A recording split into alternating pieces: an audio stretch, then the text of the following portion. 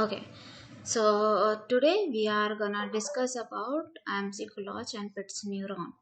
So, neuron, we are more motivated from the biological neurons. So, as our mind have biological neurons to take several input and then have some processing and then some output. In a similar way, AMC Collage and Pitt's neuron is a one model, machine learning model, and which is working on binary inputs, and output is also in binary form. So that is one a binary form that is calling, that can be exhibitory or it can be inhibitory, means it can be positive or it can be negative. So अभी हम देखते हैं basic से. Okay, सो अभी यहाँ पे Monica what we are doing कि जैसे मान लो हमारे पास, I have given one example yesterday कि हमारे पास एक लोन लेना है, मान लो, है ना. तो लोन लेने का जैसे या टेबल को या तो ऐसे बना लो या फिर ऐसे बना लो, कोई डिफरेंस तो है नहीं. चाहे ऐसे टेबल जो है हमारे CSV फॉर्मेट में डेटा हो या किसी भी फॉर्मेट में हो, तो जैसे मान लो CSV में होता है तो क्या होता है, X1 X2. आयरिस का डेटा सेट देखा होगा तो उस पर क्या लिखा था, उस पर लिखा था कि petal length, petal height, sepal height, petal with, sepal with, इस तरीके से 4 थे. लेंथ और हाइट तो एक ही हो गया. So petal length, sepal length, petal width and sepal width. और उसके बाद we are categorizing that into 3 category, classifying that into 3 category. So category क्या थी हमारे, एक तो आयरिस वर्जिनिका थी, आयरिस सतोसा थी, और एक और कैटेगरी थी आयरिस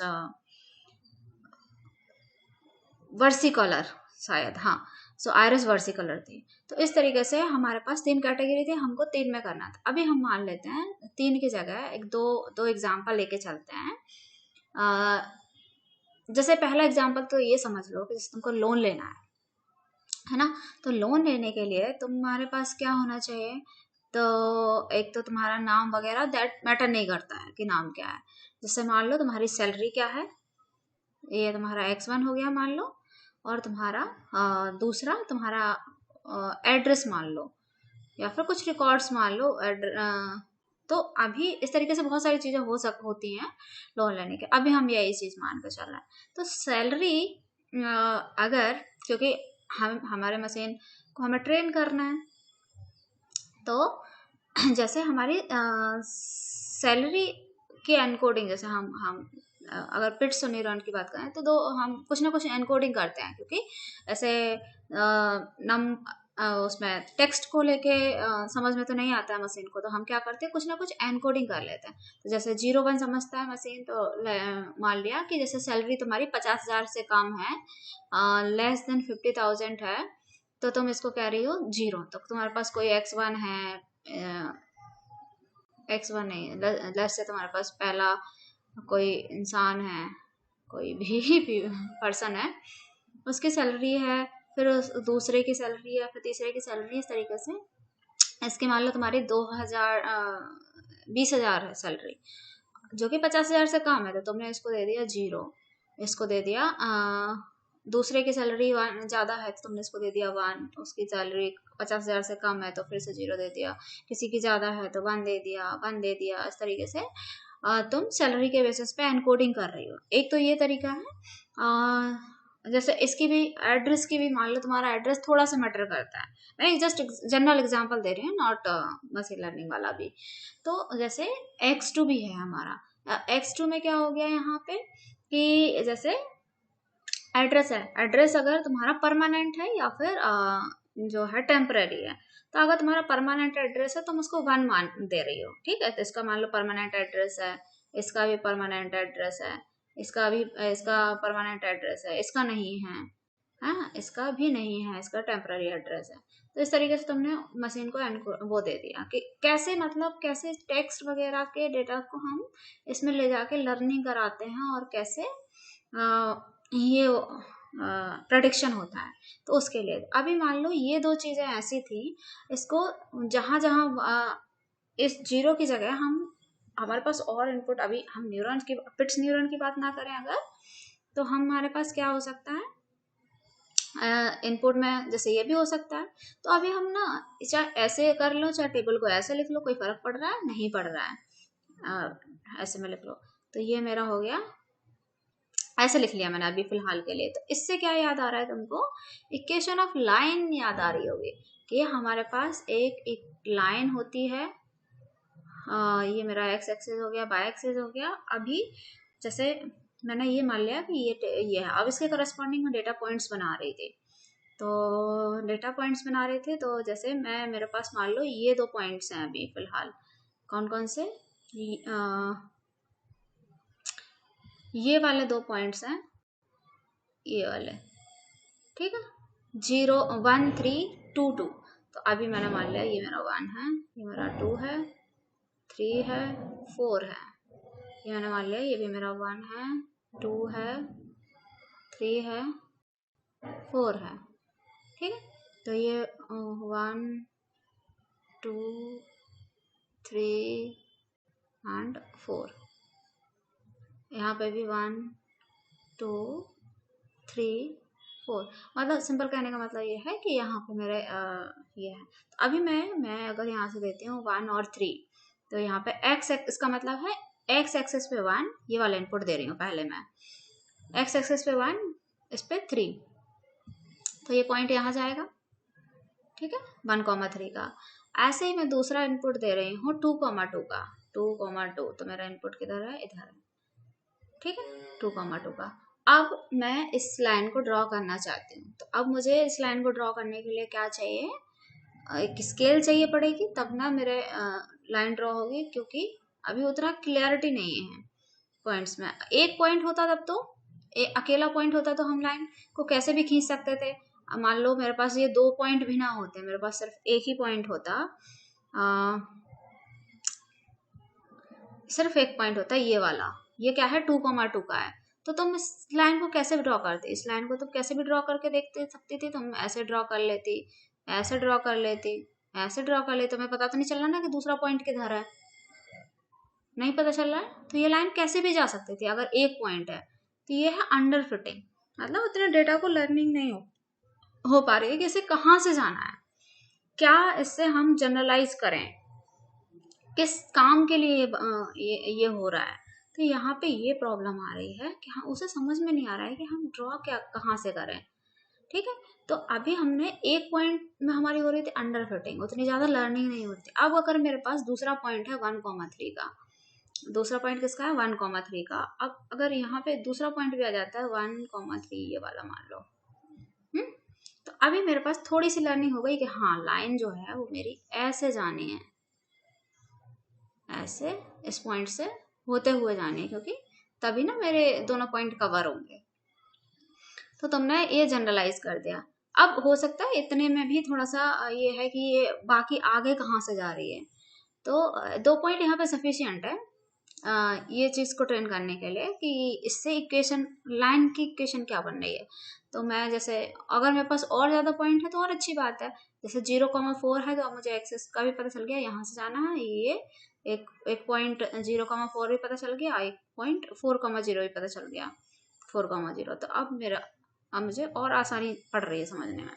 बट अगर मैं इन 2 पॉइंट से जनरलाइज करूंगी अगर अपनी इक्वेशन को, तो मेरी इक्वेशन क्या बन रही है? x1 प्लस x2, ये इक्वेशन है मेरी अभी। और ये कहाँ जा रही है? x1 plus x2। अगर मेरा x1 और x2 0 4 है, 0, यहाँ पे भी 0, यहाँ पे भी 0 है, यहाँ पे 0 है, यहाँ पे 4 है। तो ये कहाँ जाएगी? आउटपुट कितना आएगा? 4 आ जाएगा। तो ये 4 हो जा रहा है। यहाँ पे मेरा ये कितना है? 4,0 है। तो आउटपुट कितना बन रहा है? 4,4 है। यहाँ पे 0 रख दिया, तो जोड़ने के बाद कितना, एडिशन करने के बाद ये कितना हो रहा है? ये भी 4 हो रहा है। अगर यहाँ पे मेरा 1 है, 3 है, तो भी मेरा ये क्या बन रहा है? 4 बनना है। ऐसे 2 2 के लिए भी 4 बनना है। तो इसका मतलब है कि मेरा x1 plus x2 equals to 4 output आ रहा है। ठीक है, ये मेरी एक जनरल, ये जो इक्वेशन बनी है मेरी जनरल इक्वेशन बन गई है। किसके लिए? इसके लिए। ये मैंने लाइन कर दी। अब इससे तुम 2 पॉइंट से कर लो, 3 बना लो, 4 बना लो, 5 बना लो। हाँ, 5 नहीं बन सकता, 4 ही पॉइंट से बन सकते हैं, 0 से लेके 1 2 3। अगर तुमने एक और पॉइंट बन सकता है कि इसको 3 दे दो और इसको फिर कितना देना पड़ेगा? 1 देना पड़ेगा। तो इस तरीके से ये भी बन सकता है थोड़ा सा, कि इसको 3 दे दिया, इसको 1 दे दिया। अब हमने क्या कर दिया, इस इक्वेशन को जनरलाइज कर दिया कि इसका करने पर आ क्या रहा है? 4 आ रहा है हमारी इक्वेशन। यही हमको क्या करना है, मशीन लर्निंग में सर्च करनी है h। तो हमारी यहाँ पे h क्या बन गई? h। अभी हाँ, तो ये हमारी जैसे सिंपली देखी जाए तो एक इक्वेशन बन गई है x1 प्लस x2 की। अब x1 x2 की वैल्यू कुछ भी ले सकते हैं इस लाइन पे, और मेरा आउटपुट हमेशा हर बारी 4 आएगा, 4 आ रहा है। इसी तरीके से ये कुछ और भी हो सकती थी, इसमें एडिशन कर सकते थे। लेट्स से अभी हमारे पास ये इक्वेशन थी, अगर मान लो x1 plus x2 equals to 4, एक बार इक्वेशन बन गई। सी, अभी हमने क्या किया, मान लो समझाने के लिए मैं बता रही थी कि मैं ये वाले पॉइंट्स नहीं है मेरे पास कौन कौन से पॉइंट्स थे, इसके लिए मैंने ड्रॉ किया 1 3 के लिए, 1 3 के लिए या 2 2 के लिए। तो ये मैंने एक जनरल रूल बनाया कि इसका सम करने पे भी 4 आ रहा है और इसका सम करने पे भी 4 आ रहा है। ये मेरी क्या है, 4, एक समेशन जो है वो 4 दे रहा है हर बारी।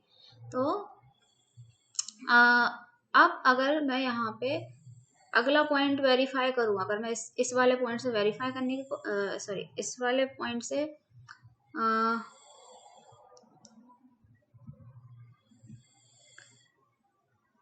हाँ ठीक है। सो अगर मैं इस वाले पॉइंट से वेरीफाई करने की कोशिश करूँ इसको, ये 2 पॉइंट से x1 और x2 की वैल्यू, तब भी ये वैलिड हो रही है 0,4 के लिए। ठीक है, 0,4 के लिए हो रही है, वैलिड हो रही है इक्वेशन। अगर मैं 0 रख दूँ, यहाँ पे 4 रख दूँ, तो भी आंसर आ रहा है। तो अब उसका मतलब है कि मुझको ये ये मेरे को क्या मिल गया, हाइपोथेसिस मिल गई है कि इसकी हाइपोथेसिस ये है। मैंने 2 पॉइंट से, ये मेरे हो गए ट्रेनिंग वाले पॉइंट। ठीक है, ये ट्रेनिंग वाले पॉइंट हो गए जिनसे मैंने ये पता कर लिया, ये मेरा ट्रेनिंग पॉइंट होगा थोड़ा से, जिनसे मैंने पता कर लिया, और ये मेरा टेस्टिंग पॉइंट हो गया मान लो इतना वैसे, क्योंकि डेटा हमारा ऐसा ही होता है जिसमें से कुछ डेटा को हम ट्रेनिंग में देते हैं, कुछ को टेस्टिंग में देते हैं। तो ये मेरा टेस्टिंग के लिए हो गया मान लो। ठीक है, ये टेस्टिंग है। अब मेरे को क्या कर रही हूँ, मैंने ट्रेनिंग इस पे करी और एक रूल बना दिया कि 1 3 और 2 2 करने पर मेरी लाइन जो है वो किधर से जा रही थी, इधर से जा रही थी। मैंने इसको ड्रॉ किया तो इससे मेरी इक्वेशन ऑफ लाइन क्या बन गई, 1 3 और 2 2 से जब मैंने इसको पास किया तो मेरे को क्या मिल रहा है, 4 मिल रहा है समेशन इसका। तो यहाँ पे ये इक्वेशन ऑफ लाइन बन गई। इसी तरीके से मैंने इसके लिए वेरीफाई किया कि हाँ क्या ऐसा हो रहा है। तो देखो, मैंने 0 4 के लिए रखा तो भी ये सेटिस्फाई कर रही है, 4 0 के लिए रखा तो भी ये सेटिस्फाई कर रही है कि यही होगा। तो अभी यहाँ तक बात हो गई। अब क्या करना है मुझको, अब मैं यहाँ से जा रही हूँ इस चीज को। अभी इतनी बात समझ में आ गई ना कि हम सिंपल क्या कर रहे हैं। एक बार और मैं शॉर्टली समझा देती हूँ कि हम अभी बेसिक कंसेप्ट देख रहे हैं कि जैसे मेरा ये कोई से भी डेटा पॉइंट्स हैं और उससे मैं एक जनरलाइज लाइन बना रही हूँ। जो जनरलाइज लाइन की इक्वेशन है जो मुझे बताएगी कि ठीक है, अगर तुमने 2 पॉइंट दे दिए, उनसे मैंने ट्रेनिंग करके समझ लिया कि x1 और x2 का समेशन हर बारी 4 आ रहा है, इसका ये 2 पॉइंट देने पे भी 4 आ रहा है, तो इसका मतलब है कि ये 4 ही आएगा। तो अब क्या इसके लिए टेस्टिंग करके देखा मैंने, तो देखा कि हाँ इसके लिए भी 4 आ रहा है, करेक्टली प्रेडिक्ट कर रहा है। 4 0 के लिए प्रेडिक्ट करके देखा तो 4 और 0 के लिए भी मेरा 4 ही आ रहा है, तो मेरा ये सही है, मतलब मेरे इक्वेशन ने ये 4 को सही लर्न किया है कि x1 + x2 4 होगा इसके लिए डेटा पॉइंट्स के लिए।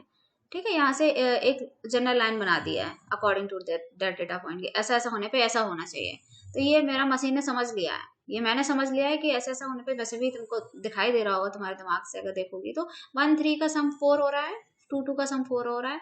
तो तुम कह सकते थे कि यार समेशन तो हर बारी 4 आ रहा है, इसको भी देख सकती हो, इसको भी देख सकती हो, इसको भी देख सकती हो, 4 आ रहा है, जिसका मतलब है कि इनका समेशन करने पे 4 आ रहा है।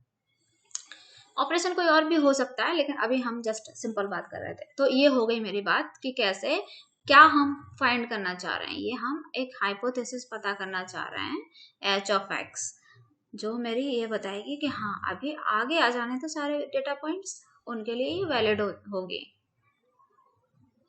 ठीक है, तो ठीक है, तो इधर से मेरे ये वाली चीज वैलिड हो गई।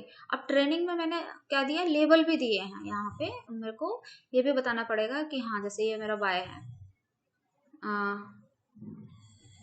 y है मान लो, ये मेरे लेबल हैं कि ये बोलेगा कि ये लेबल ये करने पे 4 आ जाए और ये करने पे भी 4 आ जाए, और इनका मैंने पूछ लिया कि ये क्या है, क्या होंगे फिर। ठीक है, तो ये पूछ लिया है, ये इनको नहीं पता। तो ये 4 4 करके लर्निंग कर ली के मतलब एक रूल लर्न कर रहा है। मोनिका क्या कर रहा है, एक रूल को लर्न कर रहा है। कैसे लर्न कर रहा है कि तुम्हारे पास 1 है 3 है तो तुम्हें 4 दे रहा है, और 2 है तो तुम्हें 4 दे रहा है। इसका मतलब है कि ये सम कर रहा है यहाँ पे, और इसका मतलब है ये भी सम करके 4 दे रहा है। तो यहाँ पे तुम इक्वेशन कैसे बना रही है, x1 + x2 = 4, यानी सम हो रहा है। यहाँ पे ये जनरल इक्वेशन बना दी तुमने, ये लाइन बन गई। अब दूसरा पॉइंट आ जाएगा तो 0 4 अगर पॉइंट आ गया तो तुम्हारा क्या आ जाएगा 4, तो तुम क्या बोलोगे कि इसके लेवल 4 होंगे। इसका 0,4 आएगा तो इसको तुम क्या बोलोगे, इसका लेवल 4 आएगा। ठीक है, तो इस तरीके से तुम बाद में ये बता सकते हो। अब ये तो हो गई सिंपल इक्वेशन ऑफ लाइन के कंसेप्ट की। अब अगर मैं बात करूं किसकी, ठीक है, तो अब मैं एमसी क्लॉस एंड पिट्स न्यूरॉन की बात करती हूँ। तो एमसी क्लॉस और पिट्स न्यूरॉन क्या करता है, हमारा बाइनरी इनपुट्स पे काम करता है। बाइनरी इनपुट्स पे काम करने का मतलब है 0 1 पे काम करता है। 0 1 पे काम करने का मतलब है कि तुम्हारे इनपुट भी बाइनरी में होंगे, आउटपुट भी बाइनरी में होंगे, या तो नेगेटिव या फिर पॉजिटिव या फिर ट्रू या फिर फॉल्स। इस तरीके से तुम 0 1 में लेके चल रही हो उन चीजों को। जैसे एग्जिबिटरी और इनहिबिटरी भी बोलते हैं। जैसे एग्जिबिटरी मतलब पॉजिटिव मैग्नीट्यूड और इनहिबिटरी मतलब नेगेटिव मैग्नीट्यूड। तो इस तरीके से उसको भी ले चल सकते हैं। अब यहाँ पे सिर्फ ना कि इन पॉइंट्स की बात हो रही है एमसी क्लॉस ऑफ पिट्स न्यूरॉन में, अब बात हो रही है हमारी किसकी, 0 और 1 की ओनली, क्योंकि ये 0 1 नहीं था, ये अलग पॉइंट्स थे। अब हमको एक ऐसा हमको रूल ये लर्न करना है ऐसे कि हम हमारे अदर पॉइंट्स के लिए भी वही आउटपुट आए इनसे लर्निंग करके। ठीक है, तो अभी मैंने सबसे पहले जैसे मैंने मान लिया कि अगर बात करें हम एमसी क्लॉस पिट्स न्यूरॉन की बाइनरी की बात करते हैं, तो बाइनरी में हमने एक चीज देखी है कि हमारे पास बहुत सारे जैसे डिजिटल पढ़ा था ना हमने, डिजिटल वाला सब्जेक्ट। तो डिजिटल सब्जेक्ट में हम क्या पढ़ते थे कि हमारे पास एंड है, और है, एक्स और है ना। इस तरीके से बहुत सारे गेट होते थे, एंड, और, नॉर, एक्सॉर, इस तरीके से बहुत सारे गेट्स होते थे। तो अभी यहाँ पे बहुत सारे गेट्स में से हम, क्योंकि सारे गेट्स बाइनरी पे काम कर रहे हैं, तो हम बेटर है कि हम इन एग्जांपल से लेके ये एक्सप्लेन कर सकते हैं। तो जैसे मान लो तुम्हारा अगर, क्योंकि सी न्यूरॉन पिट्स न्यूरॉन कैसे दिया है, ऐसे दिया है, ये तुम्हारा न्यूरॉन है जो क्या कर रहा है, इनपुट्स का समेशन कर रहा है। पहले तो ये इनपुट्स का समेशन कर रहा है, यानी जी मान लिया मैंने इस फंक्शन को, जी हो गया, और फिर उसके बाद क्या कर रहा है, उसको एक थ्रेशोल्ड फंक्शन यूज कर रहा है। ठीक है, तो यहाँ से इनपुट क्या हो गए मेरे, मल्टीपल इनपुट्स हो सकते हैं, x1 x2 x3। ठीक है, x1 x2 x3। तो इसमें जरूरी नहीं है कि हम ये वाला काम कर सकें, बट हम इससे सीख लेते हैं एक बार कि कैसे करते हैं, क्योंकि इसका हमें पता है। y क्या होना चाहिए हमारा, y should also belongs to this 0,1 0,1। ठीक है, तो ये ऐसे होना चाहिए। तो अभी क्या हो रहा है कि हम यहाँ से इसकी वैल्यू, जैसे मेरे को पता है कि एंड की 2 इनपुट, पहले 2 से देख लेते हैं फिर 3 से चलेंगे। ठीक है, जैसे मैंने मान लिया एंड के मेरे 2 वो हैं, तो 2 होने का मतलब है मेरी वैल्यू x1 की और x2 की 2 ही हैं। x1 x2 में क्या है, या तो 0 है, 1 है, 1 है, 0 है, 1 है, 1 है, 1 है, 0 है, 0 1 1 0 1 1 एंड 0 0। ये वैसा गलत लिख दिया मैंने, शुरू 0 0 से होता है, कुछ भी लिख सकते हैं, कोई दिक्कत नहीं। अब अगर मैं बोलूं कि एंड इसका क्या होगा, एंड ऑपरेशन मेरा बाय क्या है, एंड ऑपरेशन है बिटवीन दिस। जैसे वहां पे मैंने क्या लगाया था, प्लस किया था। अब यहाँ पे मैं अपनी इक्वेशन बनाना चाहती हूँ कि मेरा y इस तरीके से हो, y is equals to x1 and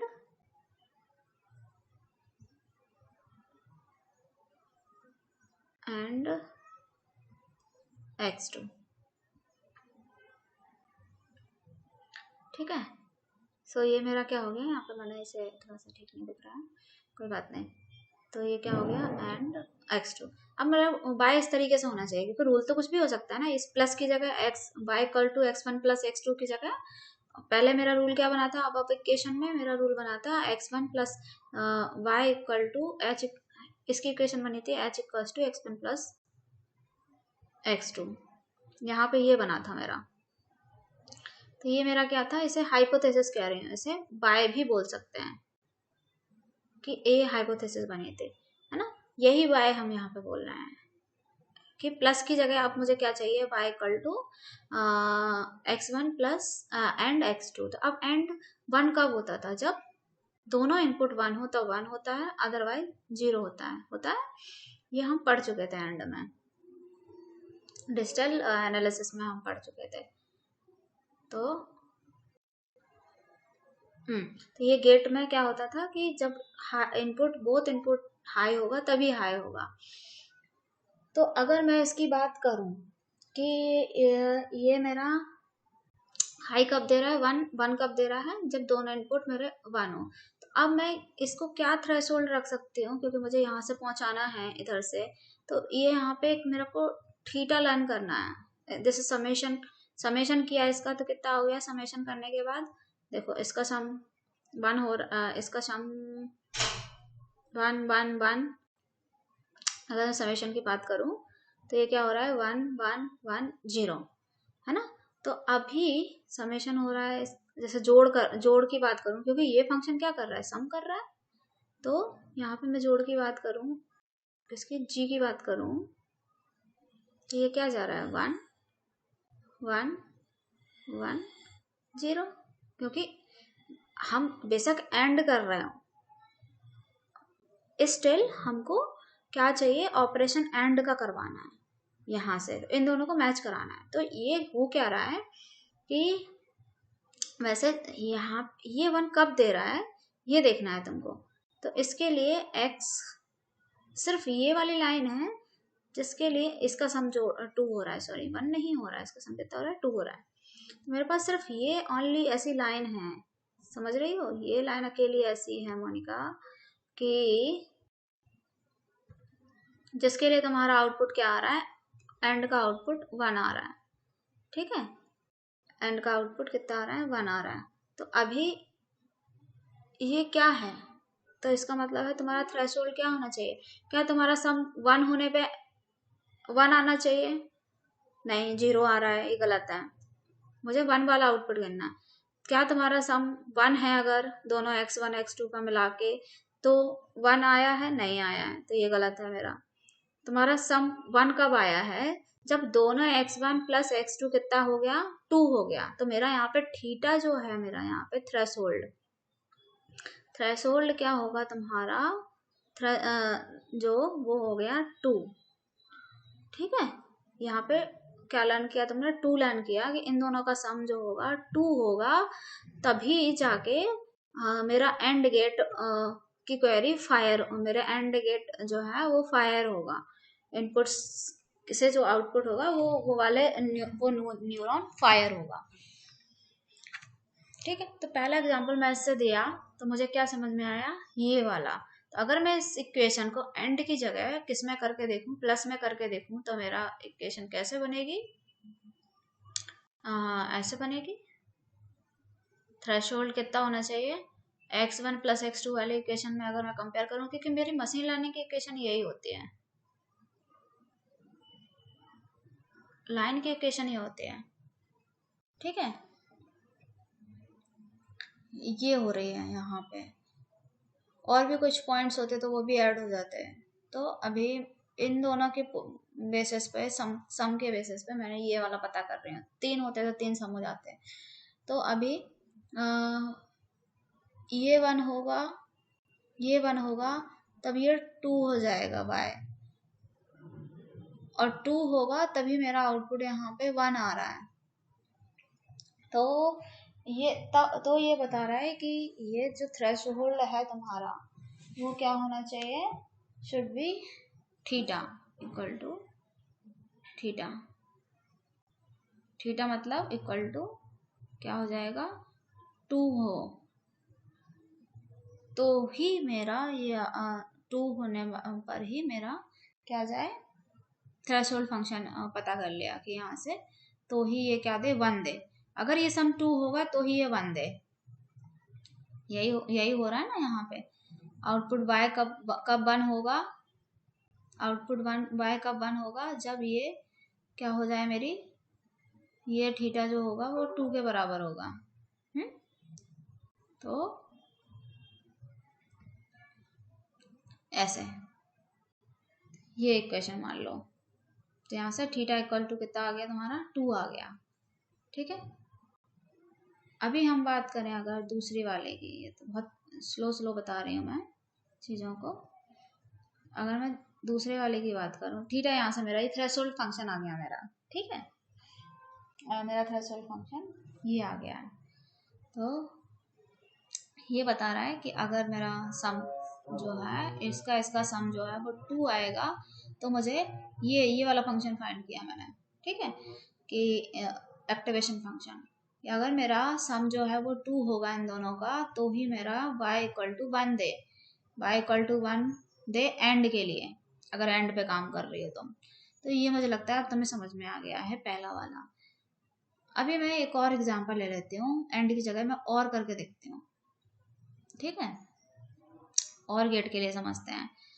अब और गेट मेरा क्या कहता है कि मेरे पास x1 है, x2 है, ठीक है, और x1 x2 की वैल्यूज क्या है, क्या होते हैं इसकी वैल्यूज? यही होती है ना, 0 0 0 1 1 0 एंड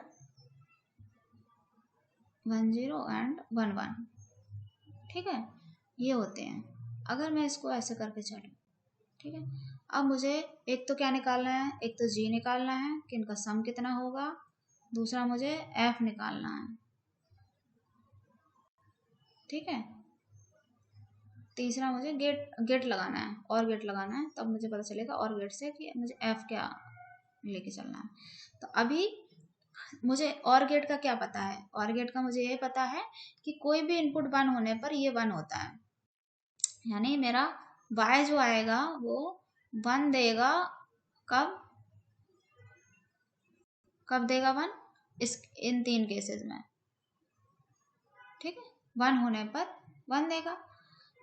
ये मेरा आउटपुट होना चाहिए y का, अदरवाइज क्या होना चाहिए आउटपुट, 0 होना चाहिए, y इक्वल टू 0। तो मेरे डेटा पॉइंट्स क्या हो गए, ये हो गए, है ना, ये मेरे पॉइंट्स क्या हो गए, y के पॉइंट्स हो गए। और लगाने के बाद मेरा ऑपरेशन लगाने के बाद मुझे क्या मिल रहा है, y मिल रहा है। इस पे ऑपरेशन लगाया और का, तो मेरे को y मिल गया। यही मेरी इक्वेशन थी कि y इक्वल टू क्या था, x1 और x2, ठीक है, यहाँ से x2। हाँ, तो अभी क्या हो रहा है, यहाँ से x1 एंड x2, यहाँ से ये वाली इक्वेशन है ये मेरा y की। तो y का आउटपुट 1 होगा या 0 होगा, ये लिखा था हमारे न्यूरॉन में कि 1 और 0 होगा बाइनरी के लिए। तो ये वैल्यूज 1 0 0 होने पर और 0 होता है, 0 1 होने पर 1 होता है, 1 0 होने पर 1 होता है। तो ये मेरे y लेवल्स हो गए, ये मेरे लेवल्स हो गए।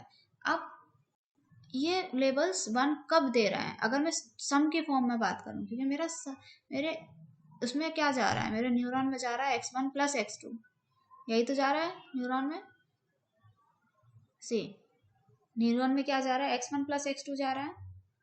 अगर मेरा डायग्राम देखें तो मेरा डायग्राम यही तो था कि ये डायग्राम था, यहाँ पे जा रहा था समेशन, जोड़ जा रहा है, जोड़ मतलब जी कह रहे हैं जैसे, है ना, जैसे जी बोल रही हो तुम। और यहाँ पे तुम्हारा एफ हो रहा है, यहाँ पे मल्टीपल इनपुट जा रहे हैं, x1 और x2, x1 एंड x2 ये जा रहा है, ठीक है। और यहाँ से तुम्हारा आउटपुट या तो y जो है, या तो क्या या तो तुम्हारा ये 0 आ रहा है या फिर 1 आ रहा है, ठीक है। तो इस तरीके से ये आ रहा है। तो मुझे y मेरा 0 आ रहा है या फिर 1 आ रहा है, यहाँ से समझोगे अगर तुम तो या तो मेरा 0 आएगा या 1 आएगा, लेकिन जा किस फॉर्म में रहा है, सम के फॉर्म में जा रहा है। तो इसका मतलब सम क्या हो रहा है, सम देखते हैं एक बार। सम 0 है, 1 है, 1 है, 2 है। तो अगर मैं इसके लिए इक्वेशन ऑफ लाइन बनाना चाहूंगी, तो मेरी जो लाइन बनेगी वो मुझे समझ में आएगा कि सम या तो 1 हो या 1 से ज्यादा हो। सिर्फ 0 के लिए 0 दे रहा है, बाकी सबके लिए 1 दे रहा है। इसका मतलब मेरे इनपुट्स में थ्रेशोल्ड क्या निकल के आ रहा है, मेरा लर्निंग क्या हो रही है, थ्रेशोल्ड या तो मेरा क्या हो, थ्रेशोल्ड फंक्शन क्या हो, या तो मेरा 0 हो, ये सॉरी 0 नहीं, just a minute, threshold function मेरा क्या होना चाहिए, 1 या फिर 1 से ज़्यादा, 1 या फिर 1 से ज़्यादा। तो ये मेरा पॉइंट निकल के आ गया, यही चाहिए था, ठीक है।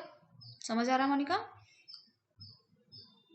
एक बार हाँ हूँ बोलो कुछ।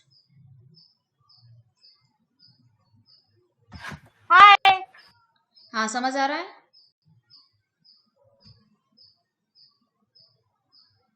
ठीक है। तो इसका मतलब ये हुआ कि मेरा यहाँ पे x1 प्लस x2, मतलब ये वाली वैल्यू निकाली है, ये क्या निकलना चाहिए, x1 प्लस x2 जो है मेरी, वो क्या निकल के आ रहा है, यहाँ से should be greater than equal to 1। ये मेरी लाइन आई बन एम गई। गोइंग। जस्ट अ मिनट,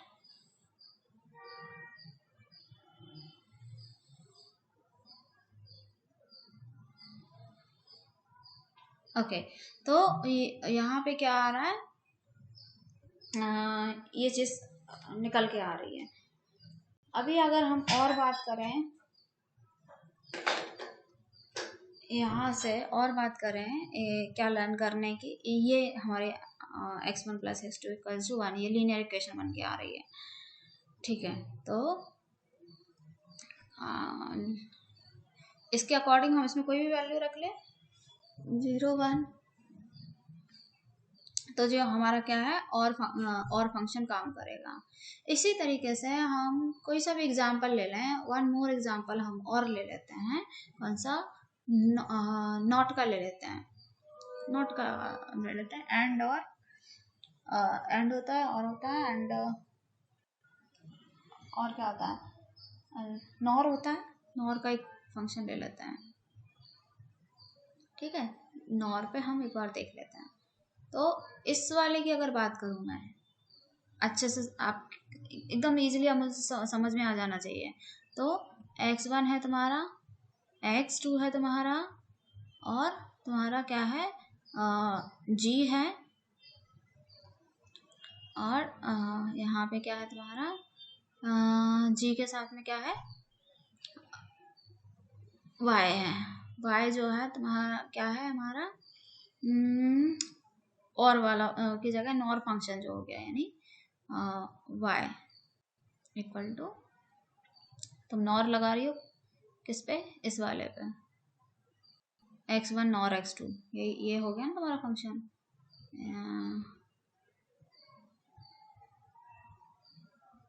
ठीक है, तो ये क्या हो गया? x1 नॉर x2, ठीक है। तो ये क्या निकल के आएगा? हमको वैल्यूज पता है, जैसे मान लिया मैंने मैं ऐसे 0 0 लिया पहले, 0 0 0 1 1 0 1 1, ये ले लिया मैंने, मान लिया, ठीक है। अब इसको मैं क्या कर रही हूँ सबसे पहले कि यहाँ से मेरी सम, अगर ये क्या है? समेशन है मेरा। अगर मैं इसको ऐड कर रही हूँ तो ये आ रहा है 0 1 1 और 2। लेकिन ये मेरा क्वेरी कब फायर हो रही है? जब मेरा नॉर हो, आउटपुट क्या हो? नॉर हो। तो इसका मतलब है, नॉर का मतलब कि नॉर कब कब देता है? 1, जब 0 पे 1 देता है, अदरवाइज हाई पे लो कर देता है, और जस्ट ऑपोजिट टू और। तो यहाँ पे 1 देगा, बाकी सबके लिए 0 0 0 कर देगा, ठीक है। इतनी बात समझ में आई? तो ये 0 0 0 कर दिया। इसका मतलब अगर हम बात करें थीटा की, तो हमारे पास थीटा क्या आना चाहिए? सिर्फ 0 के लिए 1 होना चाहिए, बाकी सबके लिए 0 होना चाहिए। यानी x1 प्लस जो हमारा थीटा होना चाहिए, मान लो थीटा इक्वल टू सिर्फ 0 होना चाहिए। थ्रेशोल्ड फंक्शन है मेरा 0, यानी 0 होगा तो ही मेरा क्या देगा? 1 देगा, अदरवाइज 0 देगा। तो मेरा थ्रेशोल्ड फंक्शन निकल के आया यहाँ से 0, यानी x1 प्लस x2 निकल के आया मेरा, और कितना निकल के आया? Equal to 0। ये मेरी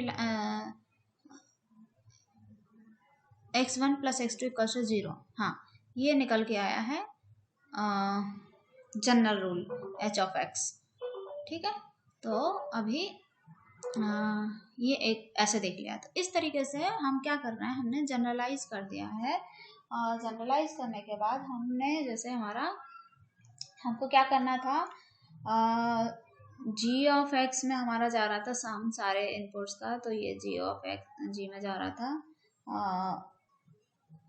x1, इसको हम एक तरीका से ये भी लिख सकते हैं, x1 है कॉमा x2 है, इन सब g में क्या जा रहा है? अप टू xn तक जा रहा है मान लो। तो इसको हम एक तरीके से ऐसे भी लिख सकते हैं, ठीक है। इस तरीके से लिख के हमने इसे क्या लिख दिया? इसे हमने डायरेक्ट बोल दिया कि हम g ऑफ x पता कर रहे हैं, और वो क्या क्या निकल के आ रहा है हमारा g ऑफ x? वो निकल के आ रहा है समेशन, क्योंकि हम सम ही तो कर रहे हैं, summation of i equal to 1 to i equal to 1 to n, ठीक है। तो ये मेरा समेशन लिख के आ रहा है, ये ऑफ एक्स आई, क्योंकि मैं सारे x को सम कर रही हूँ यहाँ पे, ऐसे लिखते हैं सम को। एक तरीका ये हो गया लिखने का। और मेरा y क्या हो गया यहाँ पे? y equal to f of, y equal to क्या हो गया? f of g of x, g of x, ठीक है। तो ये F of G of X हो गया। ये या तो मेरा क्या होगा 1 होगा या फिर 0 होगा। तो 1 कब होगा? अगर हमारा क्या है, सम क्या है, सम हमारा ग्रेटर देन इक्वल्स टू 0 हो या फिर लेस देन मतलब नॉट 0 थीटा, क्योंकि हम थीटा से लेके चल रहे हैं तो जी ऑफ एक्स हमारा क्या है इसके लिए जी ऑफ एक्स इक्वल्स टू, क्योंकि हमने देखा है ना जी ऑफ एक्स सम जो है वो थीटा से, थीटा जो भी है थ्रेशोल्ड जो है, मान लो सम जो है थीटा हो या फिर 0 होगा जब हमारा सम लेस देन थीटा हो।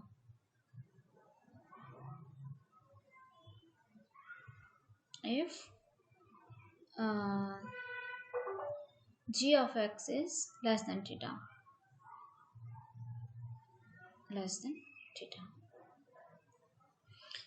so this is a generalized rule.